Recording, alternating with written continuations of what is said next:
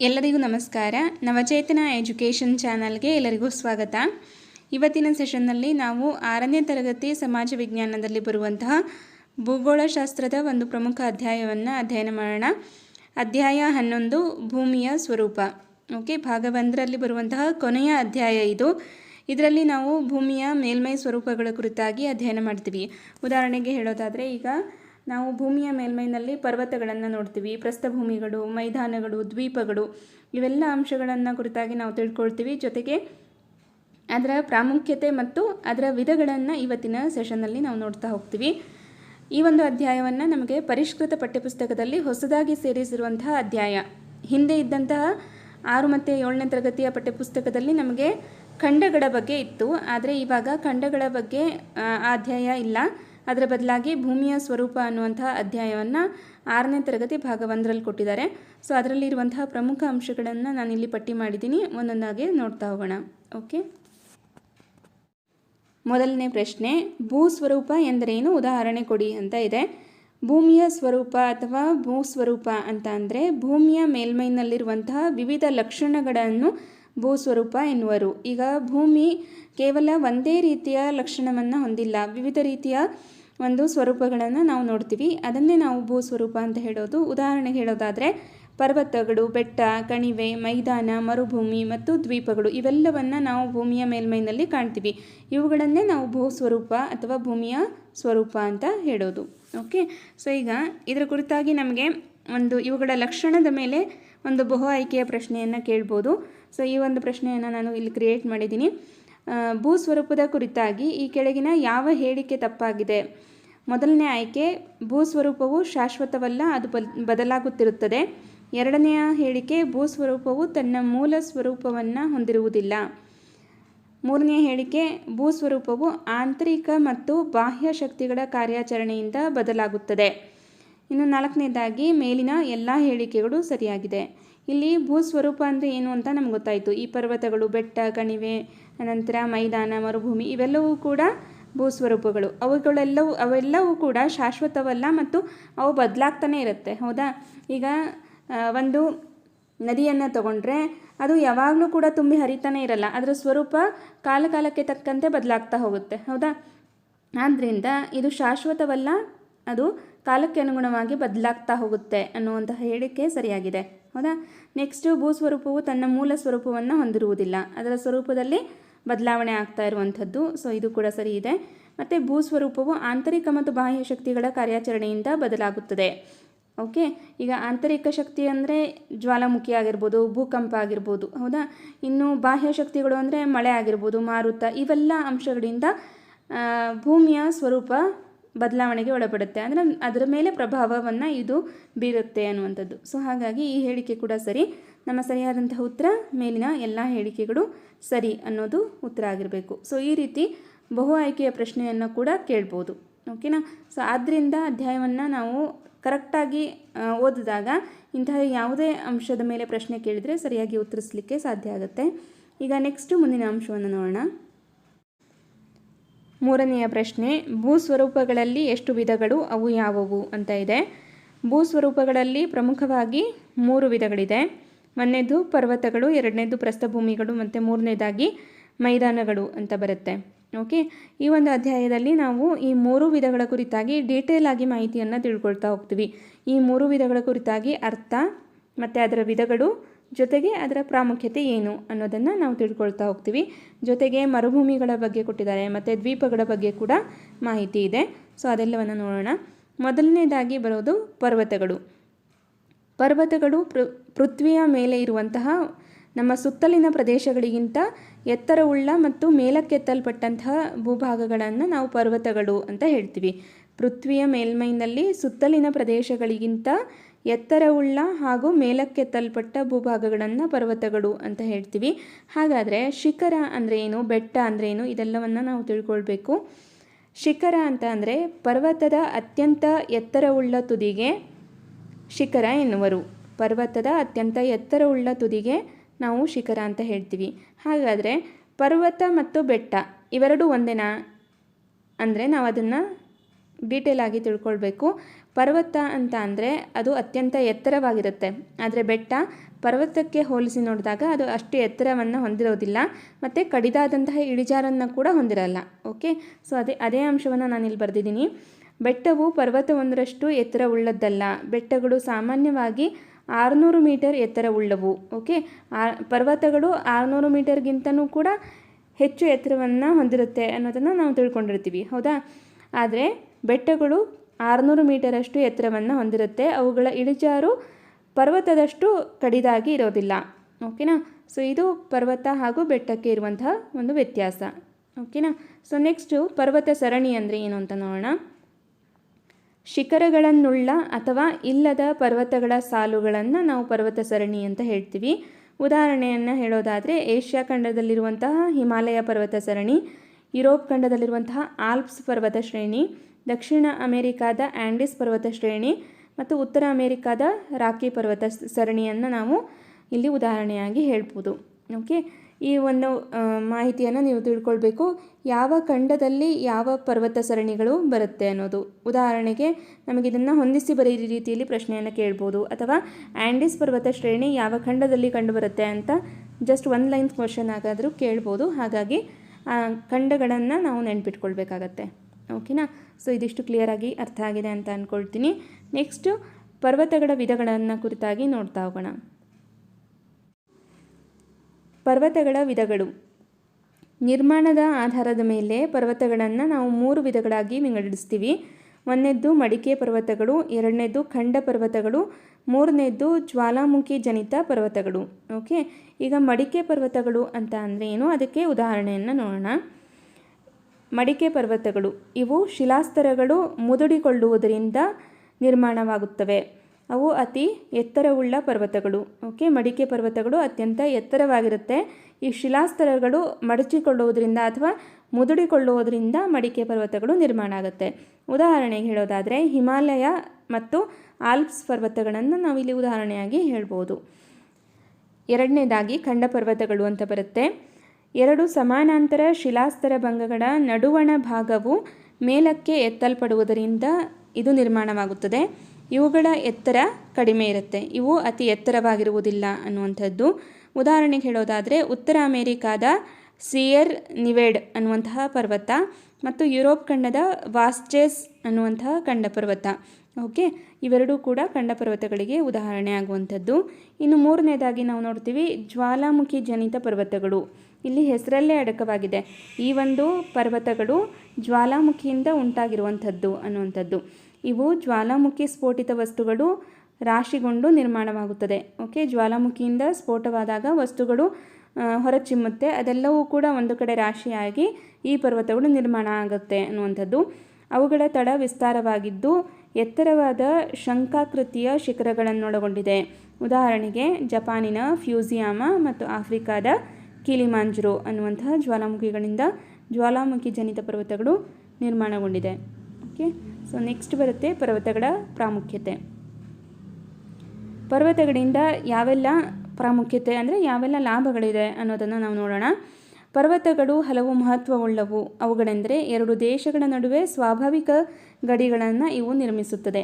2 ದೇಶಗಳ ನಡುವೆ ಇದು ಸ್ವಾಭಾವಿಕ ಗಡಿಯನ್ನು ನಿರ್ಮಿಸುತ್ತೆ. ಸೊ ಅದರಿಂದ ಆಯಾ ದೇಶಗಳಿಗೆ ರಕ್ಷಣೆ ಸಿಗುವಂಥದ್ದು. ಎರಡನೇದಾಗಿ ಪರ್ವತಗಳು ನೈಸರ್ಗಿಕ ಸಂಪನ್ಮೂಲಗಳ ಉಗ್ರಾಣಗಳಾಗಿದೆ. ಇದರಿಂದ ದೇಶದ ಆರ್ಥಿಕ ಅಭಿವೃದ್ಧಿ ಸಾಧ್ಯ ಆಗುತ್ತೆ ಅನ್ನೋದು. ನೆಕ್ಸ್ಟು ಜಲವಿದ್ಯುತ್ ಶಕ್ತಿ ತಯಾರಿಕೆಗೆ ನೀರನ್ನು ಪೂರೈಸುತ್ತದೆ. ನದಿಗಳ ಉಗಮ ಸ್ಥಾನಗಳಾಗಿವೆ. ಜೊತೆಗೆ ವಾಯುಗುಣದ ಮೇಲೆ ಉತ್ತಮ ಪರಿಣಾಮವನ್ನು ಬೀರುತ್ತವೆ.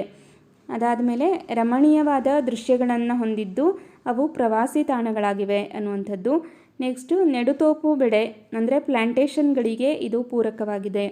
ಓಕೆ, ಸೊ ಇದಿಷ್ಟು ಏನಾಗುತ್ತೆ ಪರ್ವತಗಳಿಗೆ ಸಂಬಂಧಪಟ್ಟಂತೆ ನಾವು ತಿಳ್ಕೊಳ್ಳುವಂತಹ ಅಂಶ. ನಮಗಿಲ್ಲಿ ಡಿಸ್ಕ್ರಿಪ್ಟಿವ್ ಕ್ವಶನ್ ಆಗ್ಬೋದು, ಪರ್ವತಗಳ ಪ್ರಾಮುಖ್ಯತೆಗಳ ಕುರಿತಾಗಿ ತಿಳಿಸಿ ಅಂತ 3 ಅಂಕದ ಪ್ರಶ್ನೆಯನ್ನು ಕೇಳ್ಬೋದು. ಓಕೆ, ಹಾಗಾಗಿ ಈ ಎಲ್ಲ ಅಂಶವನ್ನು ನಾನಿಲ್ಲಿ ನೋಟ್ ಮಾಡಿರುವಂಥದ್ದು. ನೀವು ಕೂಡ ಇದನ್ನು ಇದೇ ರೀತಿಯಾಗಿ ನೋಟ್ಸ್ ಮಾಡ್ಕೊಳ್ತಿದ್ರೆ ಅಂತ ಭಾವಿಸ್ತೀನಿ. ಭೂಸ್ವರೂಪಗಳಲ್ಲಿ ನಾವು ನೋಡುವಂತಹ 2ನೆಯ ವಿಧ ಪ್ರಸ್ಥಭೂಮಿಗಳು. ಇಲ್ಲಿ ಪ್ರಸ್ಥಭೂಮಿಯ ಅರ್ಥ ಮತ್ತು ಅದರಲ್ಲಿ ಬರುವಂತಹ ವಿಧಗಳು ಯಾವುದು ಮತ್ತು ಅದರ ಪ್ರಾಮುಖ್ಯತೆ ಏನು ಅಂತ ನಾವು ನೋಡ್ತೀವಿ. ಇಲ್ಲಿ ಅರ್ಥವನ್ನು ನೋಡೋಣ. ಪ್ರಸ್ಥಭೂಮಿಗಳು ಸಮತಟ್ಟಾದ ಮೇಲ್ಭಾಗ ಮತ್ತು ಕಡಿದಾದ ಬದಿಗಳಿಂದ ಕೂಡಿವೆ. ಇವುಗಳನ್ನು ನಾವು ಪೀಠಭೂಮಿ ಅಂತ ಕೂಡ ಕರಿತೀವಿ. ಓಕೆ, ಸಮುದ್ರ ಮಟ್ಟದಿಂದ ಅತಿ ಎತ್ತರದಲ್ಲಿರುವಂತಹ ಪ್ರಸ್ಥಭೂಮಿ ಯಾವುದು ಅಂತ ಪ್ರಶ್ನೆ ಆದರೆ ಟಿಬೇಟಿನ ಪ್ರಸ್ಥಭೂಮಿ. ಇದನ್ನು ನಮಗೆ ಈ ರೀತಿ ಪ್ರಶ್ನೆಯನ್ನು ಕೇಳ್ಬೋದು, ಜಗತ್ತಿನಲ್ಲಿ ಅತಿ ಎತ್ತರದಲ್ಲಿರುವಂತಹ ಪ್ರಸ್ಥಭೂಮಿ ಯಾವುದು ಅಂತನಾದರೂ ಪ್ರಶ್ನೆಯನ್ನು ಕೇಳ್ಬೋದು. ಇಲ್ಲದೇ ಇದ್ದರೆ ಪ್ರಪಂಚದ ಮೇಲ್ಛಾವಣಿ ಅಂತ ನಾವು ಯಾವ ಒಂದು ಪ್ರಸ್ಥಭೂಮಿಯನ್ನು ಕರಿತೀವಿ ಅಂತ ಪ್ರಶ್ನೆ ಆದರೆ ಸರಿಯಾದ ಉತ್ತರ ಏನಾಗುತ್ತೆ, ಟಿಬೇಟಿನ ಪ್ರಸ್ಥಭೂಮಿಯನ್ನು ನಾವು ಪ್ರಪಂಚದ ಮೇಲ್ಛಾವಣಿ ಅಥವಾ ಇದು ಜಗತ್ತಿನಲ್ಲಿ ಅತಿ ಎತ್ತರದಲ್ಲಿರುವಂತಹ ಪ್ರಸ್ಥಭೂಮಿ ಅಂತ ಗುರುತಿಸ್ತೀವಿ. ಓಕೆನಾ. ಸೊ ನೆಕ್ಸ್ಟು, ಕರ್ನಾಟಕದ ನೈಋತ್ಯ ಭಾಗವೊಂದು ಪ್ರಸ್ಥಭೂಮಿಯಾಗಿದೆ. ಕರ್ನಾಟಕದ ಯಾವ ಭಾಗ ಪ್ರಸ್ಥಭೂಮಿ ಅಂತ ಅಂದರೆ ಕರ್ನಾಟಕದ ನೈಋತ್ಯ ಭಾಗವೊಂದು ಪ್ರಸ್ಥಭೂಮಿಯಾಗಿದೆ ಅನ್ನೋದನ್ನು ನಾವು ನೆನಪಿನಲ್ಲಿಟ್ಕೊಳ್ಬೇಕು. ಓಕೆನಾ. ಸೊ ನೆಕ್ಸ್ಟ್, ಪ್ರಸ್ಥಭೂಮಿಯ ವಿಧಗಳು. ಪ್ರಸ್ಥಭೂಮಿಯಲ್ಲೂ ಕೂಡ ನಾವು 3 ಪ್ರಕಾರವನ್ನು ನೋಡ್ತೀವಿ. ಅಂತರ ಪರ್ವತ ಪ್ರಸ್ಥಭೂಮಿ, ಪರ್ವತಪಾದ ಪ್ರಸ್ಥಭೂಮಿ, ಖಂಡಾಂತರ ಪ್ರಸ್ಥಭೂಮಿ. ಇದರ ಅರ್ಥವನ್ನು ನೋಡೋಣ, ಜೊತೆಗೆ ಇದಕ್ಕೆ ಉದಾಹರಣೆಗಳು ಯಾವುದು ಅಂತ ಕೂಡ ತಿಳ್ಕೊಳ್ಬೇಕು.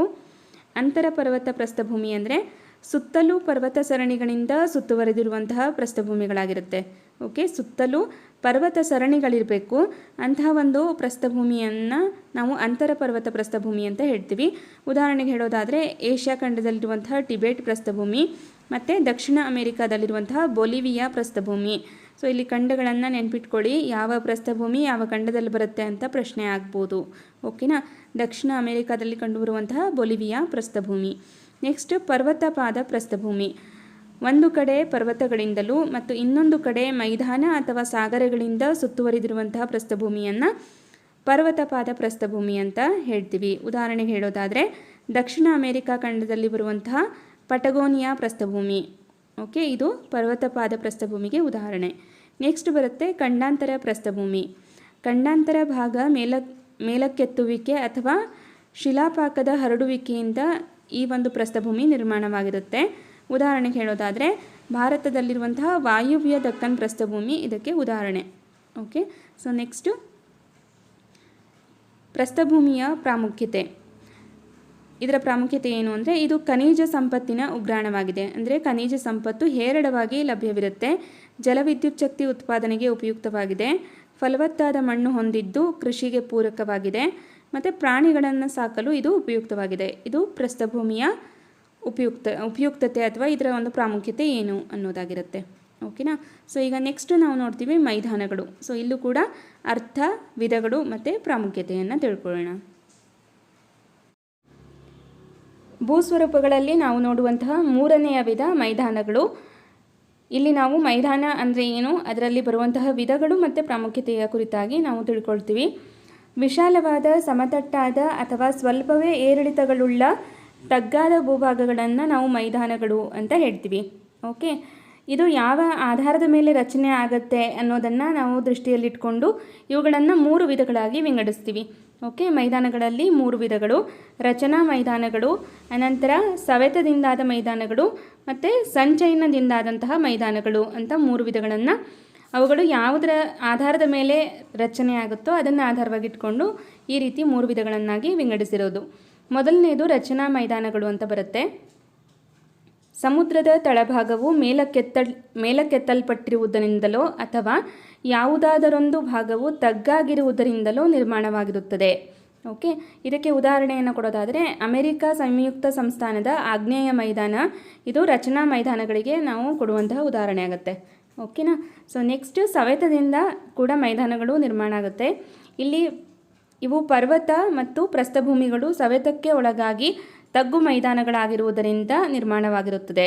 ಓಕೆ, ಪರ್ವತ ಮತ್ತು ಪ್ರಸ್ಥಭೂಮಿಗಳು ಸವೆತಕ್ಕೆ ಒಳಪಟ್ಟಿರೋದ್ರಿಂದ ಈ ರೀತಿಯ ಮೈದಾನ ಪ್ರದೇಶಗಳು ನಿರ್ಮಾಣ ಆಗುತ್ತೆ. ಉದಾಹರಣೆಗೆ ಹೇಳೋದಾದರೆ ಸೈಬೀರಿಯಾದ ಪಶ್ಚಿಮ ಭಾಗವನ್ನು ಇದಕ್ಕೆ ಉದಾಹರಣೆಯಾಗಿ ನಾವು ನೋಡ್ತೀವಿ. ನೆಕ್ಸ್ಟ್, ಸಂಚಯನದಿಂದ. ಇಲ್ಲಿ ನದಿ, ಹಿಮನದಿ, ಮಾರುತ ಮೊದಲಾದ ನೈಸರ್ಗಿಕ ಕರ್ತೃಗಳು ಹೊತ್ತು ತಂದಂತಹ ಮೆಕ್ಕಲು ಮಡ್ಡಿಗಳ ಸಂಚಯನದಿಂದ ಈ ಮೈದಾನಗಳು ನಿರ್ಮಾಣವಾಗಿರುತ್ತೆ. ಉದಾಹರಣೆಗೆ ಹೇಳೋದಾದರೆ ನಮ್ಮ ಸಿಂಧು ಗಂಗಾ ನದಿ ಬಯಲನ್ನು ಇದಕ್ಕೆ ಉದಾಹರಣೆಯಾಗಿ ನಾವು ಹೇಳ್ಬೋದು. ಇಲ್ಲಿ ನದಿ ಸಂಚಯನದಿಂದ ಆಯಿತು, ಪರ್ವತಗಳ ಸವೆತ ಕಾರ್ಯದಿಂದ ಆಯಿತು ಮತ್ತು ರಚನಾ ಮೈದಾನಗಳು ಅಂತ ಒಟ್ಟು 3 ವಿಧಗಳನ್ನು ನಾವು ನೋಡ್ತೀವಿ. ಓಕೆನಾ. ಇದು ಮೈದಾನದ ವಿಧಗಳು. ನಮಗೆ ಡಿಸ್ಕ್ರಿಪ್ಟಿವ್ ಕ್ವಶನ್ ಆಗ್ಬೋದು, ಮೈದಾನ ಅಂದರೆ ಏನು, ಅದರಲ್ಲಿ ಬರುವಂತಹ ವಿಧಗಳು ಯಾವುದು ಅಂತ. ಓಕೆ, ಸೊ ಇದೆಲ್ಲವೂ ಈಗ ಪರಿಷ್ಕೃತ ಪಠ್ಯದಲ್ಲಿ ಹೊಸದಾಗಿ ಆ್ಯಡ್ ಮಾಡಿರುವಂತಹ ಅಂಶಗಳು. ಸೊ ಗಮನವಿಟ್ಟು ಓದ್ಕೊಳ್ಳಿ ಮತ್ತು ನೋಟ್ಸನ್ನು ಮಾಡ್ಕೊಳ್ಳಿ. ಇಲ್ಲಿ ನಾವು ಮರುಭೂಮಿಗಳು, ಅದರ ಲಕ್ಷಣ ಹೇಗಿರುತ್ತೆ ಮತ್ತು ಅದರ ಪ್ರಾಮುಖ್ಯತೆ ಏನು ಅಂತ ನೋಡೋಣ. ವಾಯುಗುಣದ ಪರಿಣಾಮದಿಂದಾಗಿ ಮರುಭೂಮಿಗಳು ನಿರ್ಮಾಣವಾಗುತ್ತೆ. ಅವು ಹಗಲಿನ ವೇಳೆಯಲ್ಲಿ ಅತಿ ಶಾಖದಿಂದಲೂ ಮತ್ತು ರಾತ್ರಿ ವೇಳೆಯಲ್ಲಿ ಶೀತವಾಗಿರುತ್ತೆ. ಓಕೆ, ಸೊ ಈ ಅಂಶವನ್ನು ನೆನಪಿಟ್ಕೊಳ್ಳಿ. ಹೇಳಿಕೆ ರೂಪದ ಪ್ರಶ್ನೆಯಲ್ಲಿ ಕೇಳ್ತಾರೆ. ಹಗಲಿನ ವೇಳೆಯಲ್ಲಿ ಅತಿ ಶಾಖದಿಂದಲೂ ಮತ್ತು ರಾತ್ರಿ ವೇಳೆಯಲ್ಲಿ ಶೀತವಾಗಿರುತ್ತದೆ. ಓಕೆ, ಇದು ಮರುಭೂಮಿಯ ಪ್ರಮುಖ ಲಕ್ಷಣ. ಮತ್ತು ಕನಿಷ್ಠ ಪ್ರಮಾಣದ ಮಳೆಯನ್ನು ಪಡೆಯುತ್ತದೆ ಹಾಗೂ ಅವು ಪ್ರಮುಖವಾಗಿ ಶುಷ್ಕವಾಗಿರುತ್ತದೆ. ಆದುದರಿಂದ ಮರುಭೂಮಿ ಒಂದು ವಿಸ್ತಾರವಾದಂತಹ ಶುಷ್ಕ ಪ್ರದೇಶ ಅಂತ ನಾವು ಗುರುತಿಸ್ತೀವಿ. ನೆಕ್ಸ್ಟ್ ಇದರ ಪ್ರಮುಖ ಲಕ್ಷಣಗಳು ಅಂದರೆ ಭೂಮೇಲ್ಮೈಯಲ್ಲಿ 1/5 ಭಾಗವು ಮರುಭೂಮಿಗಳಿಂದ ಆವೃತವಾಗಿದೆ. ಮರುಭೂಮಿಗಳು ಶಿಲಾಮಯ ಅಥವಾ ಮರಳುಮಯವಾಗಿರಬಹುದು. ಅಂಟಾರ್ಕ್ಟಿಕ್ ಮತ್ತು ಯುರೋಪ್ಗಳನ್ನು ಹೊರತುಪಡಿಸಿ ಉಳಿದೆಲ್ಲ ಖಂಡಗಳಲ್ಲಿ ಮರುಭೂಮಿಗಳಿವೆ. ಯಾವ 2 ಖಂಡಗಳನ್ನು ಹೊರತುಪಡಿಸಿ ಅಂದರೆ ಅಂಟಾರ್ಕ್ಟಿಕ್ ಮತ್ತು ಯುರೋಪ್ ಖಂಡಗಳನ್ನು ಹೊರತುಪಡಿಸಿ ಉಳಿದೆಲ್ಲ ಖಂಡಗಳಲ್ಲಿ ಕೂಡ ನಾವು ಮರುಭೂಮಿಯನ್ನು ನೋಡ್ತೀವಿ. ಅದರಲ್ಲೂ ಪ್ರಪಂಚದಲ್ಲಿಯೇ ಅತ್ಯಂತ ವಿಶಾಲವಾದಂತಹ ಮರುಭೂಮಿ ಯಾವುದು ಅಂದರೆ ಸಹರಾ ಮರುಭೂಮಿ. ಇದು ನಮಗೆ 1 ಅಂಕದ ಪ್ರಶ್ನೆ ಆಗುವಂಥದ್ದು. ಪ್ರಪಂಚದಲ್ಲಿಯೇ ವಿಶಾಲವಾದಂತಹ ಮರುಭೂಮಿ ಯಾವುದು ಅಂದರೆ ಸಹರಾ ಮರುಭೂಮಿ. ಈಗ ಮರುಭೂಮಿಯ ಮತ್ತೊಂದು ವಿಶಿಷ್ಟತೆ ಏನು ಅಂದರೆ ಒಯಾಸಿಸ್ ಅಲ್ವಾ, ಮರೀಚಿಕೆ ಅಂತ ಹೇಳ್ತೀವಿ. ಹಾಗಂದರೆ ಏನು? ಒಯಾಸಿಸ್ ಅಂದರೆ ಮರುಭೂಮಿಯ ಯಾವ ಭಾಗದಲ್ಲಿ ಅಂತರ್ಜಲವು ಚಿಲುಮೆಯ ರೂಪದಲ್ಲಿ ಹೊರಬರುವುದೋ ಅದನ್ನು ಒಯಾಸಿಸ್ ಅಂತ ನಾವು ಹೇಳ್ತೀವಿ. ಸೊ ಆ ಒಂದು ಒಯಾಸಿಸ್ನ ಸುತ್ತಮುತ್ತಲೂ ಕೆಲವೊಂದಿಷ್ಟು ಬೆಳೆಗಳನ್ನು ಅಥವಾ ಒಂದಿಷ್ಟು ಕೃಷಿಯನ್ನು ಮಾಡ್ತಾರೆ ಅನ್ನೋದನ್ನು ನಾವು ತಿಳ್ಕೊಂಡಿರ್ತೀವಿ. ಓಕೆ, ಒಯಾಸಿಸ್ ಅಂದರೆ ಏನು ಅಂತ ಗೊತ್ತಾಯ್ತಲ್ವಾ? ಮರುಭೂಮಿಯ ಯಾವ ಭಾಗದಲ್ಲಿ ಅಂತರ್ಜಲವು ಚಿಲುಮೆಯ ರೂಪದಲ್ಲಿ ಹೊರಬರುತ್ತೋ ಅದನ್ನೇ ನಾವು ಮರೀಚಿಕೆ ಅಥವಾ ಒಯಾಸಿಸ್ ಅಂತ ಹೇಳ್ತೀವಿ. ಓಕೆನಾ? ಸೊ ನೆಕ್ಸ್ಟು ಮರುಭೂಮಿಯ ಪ್ರಾಮುಖ್ಯತೆಯನ್ನು ನೋಡೋಣ. ಮರುಭೂಮಿಯ ಪ್ರಾಮುಖ್ಯತೆಯ ಕುರಿತಾಗಿ ಇಲ್ಲಿ ಕೊಟ್ಟಿದ್ದಾರೆ. ಮರುಭೂಮಿಯಲ್ಲಿ ಅಲೆಮಾರಿ ಜನರೇ ಹೆಚ್ಚು. ಓಕೆ, ಇಲ್ಲಿ ಮೈದಾನಗಳಿಗೆ ಹೋಲಿಸಿ ನೋಡಿದಾಗ ಅಷ್ಟೇನು ಪ್ರಾಮುಖ್ಯತೆಯನ್ನು ಇದು ಹೊಂದಿಲ್ಲ. ಆದರೂ ಕೂಡ ಪುಸ್ತಕದಲ್ಲಿರುವಂತಹ ಅಂಶವನ್ನು ನಿಮಗೆ ಹೇಳ್ತಾ ಇದ್ದೀನಿ. ಮರುಭೂಮಿಯಲ್ಲಿ ಅಲೆಮಾರಿ ಜನರೇ ಹೆಚ್ಚು. ಅವರು ತಮ್ಮ ಜಾನುವಾರುಗಳೊಂದಿಗೆ ಸ್ಥಳದಿಂದ ಸ್ಥಳಕ್ಕೆ ಅಲೆದಾಡುವರು. ಮರುಭೂಮಿಯ ಮಣ್ಣು ಅಷ್ಟೊಂದು ಫಲವತ್ತಾಗಿಲ್ಲ. ನೀರು ದೊರೆಯುವ ಕಡೆ ಬೆಳೆಗಳನ್ನು ಬೆಳೆಯಬಹುದು. ಉದಾಹರಣೆಗೆ ಹೇಳೋದಾದರೆ ಈಜಿಪ್ಟಿನ ನೈಲ್ ನದಿ ಕಡಿಮೆ ಸುತ್ತಲೂ ಕೂಡ ಕೆಲವೊಂದಿಷ್ಟು ಬೆಳೆಗಳನ್ನು ಬೆಳೆಯಲಾಗುತ್ತೆ. ಇನ್ನು ಕೆಲವು ಮರುಭೂಮಿಗಳು ಸಮೃದ್ಧವಾಗಿರುವಂತಹ ಖನಿಜ ಸಂಪತ್ತನ್ನು ಹೊಂದಿದೆ. ಉದಾಹರಣೆಗೆ ಹೇಳೋದಾದರೆ ಸೌದಿ ಅರೇಬಿಯಾದ ಮತ್ತು ಕುವೈತ್ನಲ್ಲಿರುವಂತಹ ಪೆಟ್ರೋಲಿಯಂ ಇತ್ಯಾದಿ. ಸೊ ಮರುಭೂಮಿಯ ಒಂದು ಬಹಳ ಪ್ರಾಮುಖ್ಯತೆ ಪಡೆದಂತಹ ಅಂಶ ಏನು ಅಂದರೆ ಈ ಪೆಟ್ರೋಲಿಯಂ ಸಿಗುವಂತಹ ಪ್ರದೇಶ. ಸೌದಿ ಅರೇಬಿಯಾ ಮತ್ತು ಕುವೈತ್ನಲ್ಲಿ ಪೆಟ್ರೋಲಿಯಂ ಹೇರಳವಾಗಿ ಲಭ್ಯ ಆಗುತ್ತೆ ಅನ್ನೋದು ಪ್ರಮುಖವಾಗಿರುವಂತಹ ಅಂಶ. ಇದು ಮರುಭೂಮಿಯ ಲಕ್ಷಣ ಮತ್ತು ಪ್ರಾಮುಖ್ಯತೆಯ ಕುರಿತಾಗಿ ನಾವು ತಿಳ್ಕೊಂಡಿರುವಂತಹ ಅಂಶ ಆಗುತ್ತೆ. ಈಗ ನೆಕ್ಸ್ಟ್ ಬರುತ್ತೆ ದ್ವೀಪಗಳ ಕುರಿತಾಗಿ ನಾವು ತಿಳ್ಕೊಳ್ತೀವಿ. ಓಕೆ, ದ್ವೀಪಗಳಲ್ಲಿ ನಾವು ದ್ವೀಪ ಅಂದರೆ ಏನು, ಕಿರುದ್ವೀಪ ಅಂದರೆ ಏನು, ನಡುಗಡ್ಡೆ ಅಂದರೆ ಏನು, ಮತ್ತು ದ್ವೀಪ ಸ್ತೋಮ ಅಂದರೆ ಏನು ಅನ್ನೋದನ್ನು ನೋಡಿ ಅನಂತರ ದ್ವೀಪಗಳ ವಿಧಗಳ ಕುರಿತಾಗಿ ನೋಡೋಣ. ಮೊದಲನೇದಾಗಿ ದ್ವೀಪ ಅಂತ ಅಂದರೆ ಸಾಗರ, ಸಮುದ್ರ, ಸರೋವರ ಅಥವಾ ನದಿಗಳಲ್ಲಿ ಸುತ್ತಲೂ ನೀರಿನಿಂದ ಆವರಿಸಿದ ಚಿಕ್ಕ ಭೂಭಾಗವನ್ನು ನಾವು ದ್ವೀಪ ಅಂತ ಹೇಳ್ತೀವಿ. ಸಾಗರ, ಸಮುದ್ರ, ಸರೋವರ ಅಥವಾ ನದಿಗಳಲ್ಲಿ ಸುತ್ತಲೂ ನೀರಿನಿಂದ ಆವರಿಸಿದಂತಹ ಚಿಕ್ಕ ಭೂಭಾಗವನ್ನು ದ್ವೀಪ ಅಂತ ಹೇಳ್ತೀವಿ. ಹಾಗಾದರೆ ಕಿರುದ್ವೀಪ ಅಂದರೆ ಅತಿ ಚಿಕ್ಕ ದ್ವೀಪಗಳನ್ನು ಕಿರುದ್ವೀಪ ಅಂತ ಹೇಳ್ತೀವಿ. ಹೆಸರಲ್ಲೇ ಅರ್ಥ ಅಡಕಾಗಿದೆ. ಓಕೆ, ಸೊ ನೆಕ್ಸ್ಟು ನಡುಗಡ್ಡೆ. ನಡುಗಡ್ಡೆ ಅಂದರೆ ನದಿ ಮತ್ತು ಸರೋವರಗಳ ನಡುವಣ ದ್ವೀಪಗಳಿಗೆ ನಡುಗಡ್ಡೆ ಅಂತ ಹೇಳ್ತೀವಿ. ನದಿ ಮತ್ತು ಸರೋವರ ಇವುಗಳ ನಡುವೆ ಇರುವಂತಹ ದ್ವೀಪಗಳಿಗೆ ನಡುಗಡ್ಡೆ ಅಂತ ಹೇಳೋದು. ನೆಕ್ಸ್ಟು ದ್ವೀಪಸ್ತೋಮ ಅಂದರೆ ಏನು? ಭೌಗೋಳಿಕ ದೃಷ್ಟಿಯಲ್ಲಿ ದ್ವೀಪಗಳ ಗುಂಪನ್ನು ನಾವು ದ್ವೀಪಸ್ತೋಮ ಅಂತ ಹೇಳ್ತೀವಿ. ಓಕೆ, ಈಗ ಪರ್ವತಗಳ ಸಾಲನ್ನು ಪರ್ವತ ಸರಣಿ ಅಂತ ಹೇಳ್ತೀವಿ, ಹೌದಾ? ಹಾಗೆ ದ್ವೀಪಗಳ ಸಮೂಹವನ್ನು ದ್ವೀಪಸ್ತೋಮ ಅಂತ ಹೇಳ್ತೀವಿ. ಉದಾಹರಣೆಗೆ ಹೇಳೋದಾದರೆ ಟಿಯರ್ ಡೆಲ್ ಫ್ಯೂಗೋ ಮತ್ತು ಇಂಡೋನೇಷ್ಯಾ ಇದು ದ್ವೀಪಸ್ತೋಮಕ್ಕೆ ಉದಾಹರಣೆ. ಇಲ್ಲಿ ದ್ವೀಪಗಳ ಗುಂಪನ್ನು ನಾವು ನೋಡ್ತೀವಿ. ಓಕೆ, ಟಿಯರ್ ಡೆಲ್ ಫ್ಯೂಗೋ ಮತ್ತು ಇಂಡೋನೇಷ್ಯಾ ಇದು ದ್ವೀಪಸ್ತೋಮಕ್ಕೆ ಉದಾಹರಣೆ. ಈಗ ನಾವು ನೆಕ್ಸ್ಟ್ ನೋಡುವಂಥದ್ದು ದ್ವೀಪಗಳ ವಿಧಗಳು. ಓಕೆ, ದ್ವೀಪಗಳಲ್ಲಿ ಪ್ರಮುಖವಾಗಿ 2 ವಿಧಗಳಿದೆ. ಖಂಡಾಂತರ ದ್ವೀಪಗಳು ಮತ್ತು ಸಾಗರಿಕ ದ್ವೀಪಗಳು ಅಂತ ಬರುತ್ತೆ. ಓಕೆ, ಮೊದಲನೇದಾಗಿ ಈಗ ಖಂಡಾಂತರ ದ್ವೀಪಗಳ ಕುರಿತಾಗಿ ನೋಡೋಣ. ಖಂಡಾಂತರ ದ್ವೀಪಗಳು ಖಂಡದ ಪ್ರಧಾನ ಭೂಭಾಗದಿಂದ ಪ್ರತ್ಯೇಕಗೊಂಡು ನಿರ್ಮಾಣಗೊಂಡ ದ್ವೀಪಗಳು. ಓಕೆ, ಸೊ ಇಲ್ಲಿ ಗಮನಿಸಿ, ಖಂಡಾಂತರ ದ್ವೀಪಗಳು ಅಂದರೆ ಖಂಡದ ಪ್ರಧಾನ ಭೂಭಾಗದಿಂದ ಪ್ರತ್ಯೇಕಗೊಂಡು ನಿರ್ಮಾಣಗೊಂಡಿರುವಂತಹ ದ್ವೀಪಗಳನ್ನು ಖಂಡಾಂತರ ದ್ವೀಪ ಅಂತ ಹೇಳ್ತೀವಿ. ಸೊ ಇಲ್ಲಿ ಹೆಸರಲ್ಲೇ ನೀವು ಒಂದು ಸ್ಟೇಟ್ಮೆಂಟನ್ನು ಬರೀಬೋದು, ಖಂಡಾಂತರ ಅಂದರೆ ಖಂಡದಿಂದ ಪ್ರತ್ಯೇಕಗೊಂಡು ನಿರ್ಮಾಣಗೊಂಡಂತಹ ದ್ವೀಪಗಳು ಅಂತ. ಓಕೆ, ಉದಾಹರಣೆ ಹೇಳೋದಾದರೆ ಗ್ರೀನ್ಲ್ಯಾಂಡ್, ಐಸ್ಲ್ಯಾಂಡ್ ಇತ್ಯಾದಿ. ಓಕೆ, ಇದು ಖಂಡದಿಂದ ಪ್ರತ್ಯೇಕಗೊಂಡು ನಿರ್ಮಾಣಗೊಂಡಿರುವಂತಹ ದ್ವೀಪ. ಇನ್ನು ನೆಕ್ಸ್ಟ್ ಸಾಗರಿಕ ದ್ವೀಪಗಳು ಅಂತ ಬರುತ್ತೆ. ಇದು ದ್ವೀಪಗಳಲ್ಲಿ ಬರುವಂತಹ ಎರಡನೇ ವಿಧ. ಸಾಗರ ದ್ವೀಪಗಳು ಬಹುವಾಗಿ ಜ್ವಾಲಾಮುಖಿ ವಸ್ತುಗಳ ಸಂಚಯನದಿಂದ ಸಾಗರಗಳ ಮಧ್ಯದಲ್ಲಿ ನಿರ್ಮಾಣಗೊಂಡಿರುತ್ತೆ. ಹೀಗಾಗಿ ಇವುಗಳನ್ನು ಜ್ವಾಲಾಮುಖಿ ದ್ವೀಪಗಳೆಂದು ಕೂಡ ಕರೆಯುವರು. ಸಾಗರಿಕ ದ್ವೀಪಗಳನ್ನು ಜ್ವಾಲಾಮುಖಿ ದ್ವೀಪಗಳು ಅಂತ ಕೂಡ ಕರೀತಾರೆ. ಯಾಕಂದರೆ ಇದು ಜ್ವಾಲಾಮುಖಿಯಿಂದ ಅದರ ಒಂದು ಸಂಚಯನದಿಂದ ಜ್ವಾಲಾಮುಖಿ ವಸ್ತುಗಳ ಸಂಚಯನದಿಂದ ಸಾಗರಗಳ ಮಧ್ಯದಲ್ಲಿ ಇದು ನಿರ್ಮಾಣ ಆಗಿರುತ್ತೆ. ಹಾಗಾಗಿ ಸಾಗರಿಕ ದ್ವೀಪ ಅಂತಲೂ ಕರೀತಾರೆ, ಜ್ವಾಲಾಮುಖಿ ದ್ವೀಪ ಅಂತಲೂ ಕರೀತಾರೆ. ಓಕೆನಾ. ಸೊ ನೆಕ್ಸ್ಟ್ ಇದಕ್ಕೆ ಉದಾಹರಣೆ ಇಂಡೋನೇಷ್ಯಾದ ಸುಮಾತ್ರಾ ದ್ವೀಪವನ್ನು ಇದಕ್ಕೆ ಉದಾಹರಣೆಯಾಗಿ ಹೇಳ್ಬೋದು. ನೆಕ್ಸ್ಟು ಹವಳದ ಹರಳುಗಳಿಂದ, ಓಕೆ, ಇದು ಹವಳದ ಹುಳುಗಳಿಂದ ಅಂತಲೇ ಕೊಟ್ಟಿದ್ದಾರೆ ಪುಸ್ತಕದಲ್ಲಿ. ಹವಳದ ಹುಳುಗಳಿಂದ ಕಟ್ಟಲ್ಪಟ್ಟಂತಹ ದಿಣ್ಣೆಗಳನ್ನು ಹವಳದ ದ್ವೀಪಗಳೆಂದು ಕರೆಯುವರು. ಓಕೆನಾ. ಸೊ ನೆಕ್ಸ್ಟು ಇಲ್ಲಿ ಹವಳದ ದ್ವೀಪಕ್ಕೆ ನಾವು ಉದಾಹರಣೆಯಾಗಿ ಭಾರತದ ಲಕ್ಷದ್ವೀಪವನ್ನು ಉದಾಹರಣೆಯಾಗಿ ಕೊಡ್ಬೋದು. ಓಕೆ, ಮತ್ತು ಭಾರತದಲ್ಲಿರುವಂತಹ ಪ್ರಮುಖ ದ್ವೀಪಗಳು ಯಾವುದು ಅಂದರೆ ಅಂಡಮಾನ್ ಮತ್ತು ನಿಕೋಬಾರ್ ಹಾಗೂ ಲಕ್ಷದ್ವೀಪ. ಮತ್ತು ಕರ್ನಾಟಕ ತೀರದಲ್ಲಿಯೂ ಕೆಲವು ದ್ವೀಪಗಳಿವೆ. ಉದಾಹರಣೆಗೆ ಸೆಂಟ್ ಮೇರೀಸ್ ದ್ವೀಪ, ಇದನ್ನು ನಾವು ಕೋಕೋನಟ್ ದ್ವೀಪ ಅಂತ ಕೂಡ ಹೇಳ್ತೀವಿ. ಓಕೆ, ಸೊ ಇದಿಷ್ಟು ದ್ವೀಪಗಳಿಗೆ ಸಂಬಂಧಪಟ್ಟಂತೆ ನಾವು ನೋಡುವಂತಹ ಮಾಹಿತಿ ಆಗುತ್ತೆ. ಮತ್ತು ದ್ವೀಪಗಳ ಮಹತ್ವವನ್ನು ನೋಡೋಣ. ದ್ವೀಪಗಳು ಬಹಳ ಅನುಕೂಲವಾದ ವಾಯುಗುಣವನ್ನು ಹೊಂದಿದೆ ಮತ್ತು ಇದು ಆಕರ್ಷಣೀಯ ಪ್ರವಾಸಿ ತಾಣವಾಗಿದೆ. ಇಲ್ಲಿ ಮೀನುಗಾರಿಕೆಯು ಜನರ ಪ್ರಮುಖ ವೃತ್ತಿಯಾಗಿದೆ. ಓಕೆ, ಇದಿಷ್ಟು ದ್ವೀಪಗಳ ಮಹತ್ವ. ಸೊ ಇಲ್ಲಿಗೆ ಭೂಸ್ವರೂಪಗಳನ್ನು ನಾವು ಕಂಪ್ಲೀಟಾಗಿ ನೋಡಿದ್ದೀವಿ.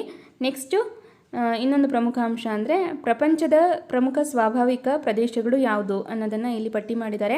ಅದರ ಅರ್ಥ ಪ್ರಾಮುಖ್ಯತೆಯನ್ನು ನೋಡಿ ಅನಂತರ ಪುಸ್ತಕದಲ್ಲಿರುವಂತಹ ಪಟ್ಟಿಯನ್ನೇ ನಿಮಗೆ ತೋರಿಸ್ತೀನಿ. ಪ್ರಪಂಚದ ಪ್ರಮುಖ ಸ್ವಾಭಾವಿಕ ಪ್ರದೇಶಗಳು. ಇಲ್ಲಿ ಸ್ವಾಭಾವಿಕ ಪ್ರದೇಶಗಳು ಅಂತ ಅಂದರೆ ಒಂದೇ ರೀತಿಯ ಪ್ರಾಕೃತಿಕ ಲಕ್ಷಣಗಳನ್ನು ಹೊಂದಿರುವಂತಹ ಭಾಗಗಳನ್ನು ನಾವು ಒಟ್ಟುಗೂಡಿಸಿ ಸ್ವಾಭಾವಿಕ ಪ್ರದೇಶಗಳು ಅಂತ ಹೇಳ್ತೀವಿ. ಓಕೆ, ಸೊ ನೆಕ್ಸ್ಟು ಪ್ರಾಮುಖ್ಯತೆ.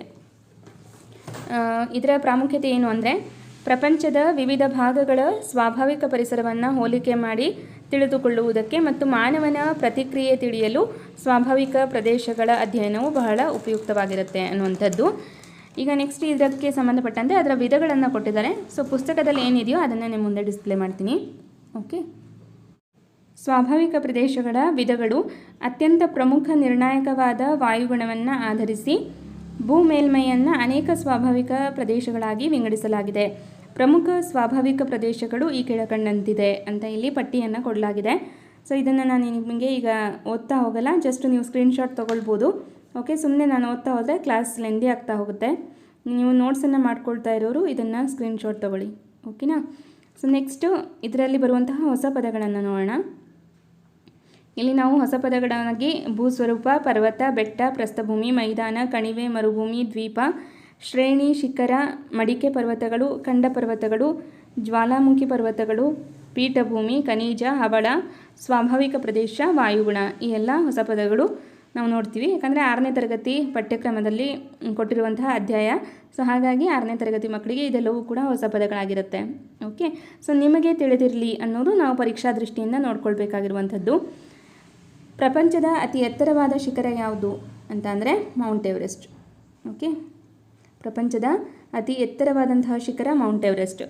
ಆಫ್ರಿಕಾದ ಪ್ರಸ್ಥಭೂಮಿಯು ಚಿನ್ನ ಮತ್ತು ವಜ್ರದ ಗಣಿಗಾರಿಕೆಗೆ ಪ್ರಸಿದ್ಧಿಯಾಗಿದೆ. ಆಫ್ರಿಕಾದ ಪ್ರಸ್ಥಭೂಮಿ ಚಿನ್ನ ಮತ್ತು ವಜ್ರದ ಗಣಿಗಾರಿಕೆಗೆ ಪ್ರಸಿದ್ಧವಾಗಿದೆ. ನೆಕ್ಸ್ಟ್ ಗಂಗಾ ನದಿ ಮುಖಜಭೂಮಿಯು ಪ್ರಪಂಚದಲ್ಲಿಯೇ ದೊಡ್ಡದಾಗಿದ್ದು ಇದನ್ನು ಸುಂದರವನ ಎಂತಲೂ ಕರೆಯುವರು. ಓಕೆ, ಪ್ರಪಂಚದಲ್ಲಿಯೇ ಅತಿ ದೊಡ್ಡವಾದಂತಹ ನದಿ ಮುಖಜಭೂಮಿ ಯಾವುದು ಅಂತ ಅಂದರೆ ಗಂಗಾ ನದಿ ಮುಖಜಭೂಮಿ.